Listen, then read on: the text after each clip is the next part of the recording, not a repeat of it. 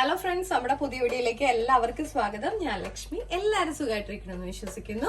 നമ്മുടെ ഇന്നത്തെ റെസിപ്പി വളരെ എളുപ്പത്തിൽ തയ്യാറാക്കാവുന്ന ഒരു മെഴുക്കുവരട്ടിയാണ്. അപ്പൊ നമുക്ക് വീഡിയോയിലേക്ക് പോവാം. അപ്പൊ നമ്മുടെ മെഴുക്കുവരട്ടി തയ്യാറാക്കാനായിട്ട് ഞാൻ കുറച്ച് അച്ചിങ്ങ ഒന്ന് ക്ലീൻ ചെയ്ത് വെച്ചിട്ടുണ്ട്. അതുപോലെ തന്നെ ഒരു ചെറിയ ഏത്തക്കായും കൂടെ ഇതുപോലെ ഒന്ന് പീസ് ചെയ്ത് കൊടുത്തിട്ടുണ്ട്. നമുക്ക് കുറച്ച് വെളിച്ചെണ്ണ ആദ്യം ഒന്ന് ഒഴിച്ചു കൊടുക്കാം. ഇതിലേക്ക് കുറച്ച് ചെറിയുള്ളി ഒന്ന് ഇട്ട് കൊടുക്കാം.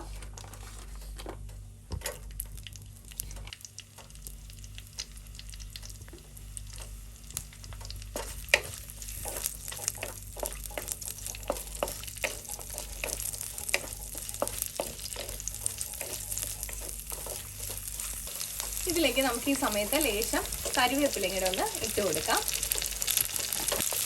നമുക്കിതൊരു ലൈറ്റ് ബ്രൗൺ ആകും വരെ ഒന്ന് ഇളക്കി കൊടുക്കാം.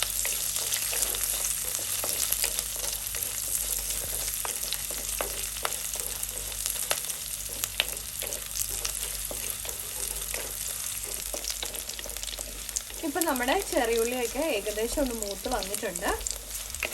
നമുക്ക് അരിഞ്ഞു വെച്ചേക്കുന്ന നമ്മുടെ അച്ചിങ്ങ പയറൊന്ന് ചേർത്ത് കൊടുക്കാം.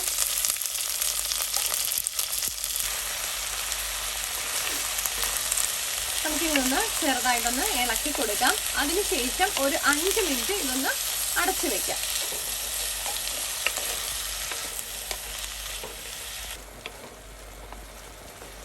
ഇതിപ്പോ ഒന്ന് വാടി വന്നിട്ടുണ്ട്. നമുക്ക് ഈ സമയത്ത് നമ്മുടെ ഏത്തക്ക അരിഞ്ഞതും കൂടെ ഇതിലേക്ക് ചേർത്ത് കൊടുക്കാം.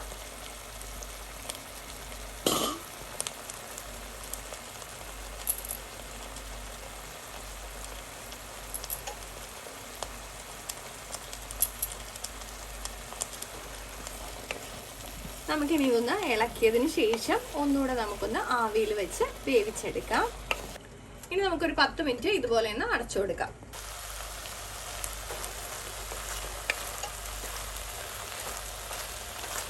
നമുക്കിനി ഇതിലേക്ക് ഉപ്പും മഞ്ഞൾപ്പൊടിയൊക്കെ ഒന്ന് ചേർത്ത് കൊടുക്കാം. നമുക്ക് ആവശ്യത്തിനുള്ള ഉപ്പ് ചേർത്ത് കൊടുക്കാം. മഞ്ഞൾപ്പൊടി ചേർത്ത് കൊടുക്കാം.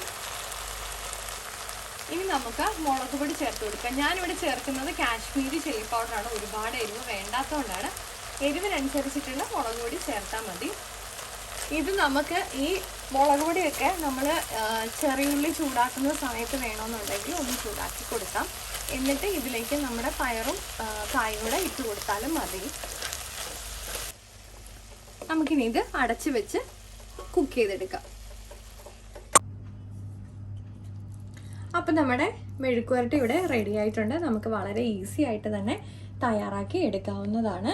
അപ്പോൾ നമ്മുടെ ഇന്നത്തെ വീഡിയോ ഇഷ്ടപ്പെട്ടിട്ടുണ്ടെങ്കിൽ ലൈക്ക് ചെയ്യാനും ഷെയർ ചെയ്യാനും കമൻറ്റ് ചെയ്യാനും മറക്കല്ലേ. അതുപോലെ തന്നെ സബ്സ്ക്രൈബ് ചെയ്ത് സപ്പോർട്ട് ചെയ്യാനും മറക്കല്ലേ. മറ്റൊരു വീഡിയോയിൽ കാണും വരെ നന്ദി, നമസ്കാരം.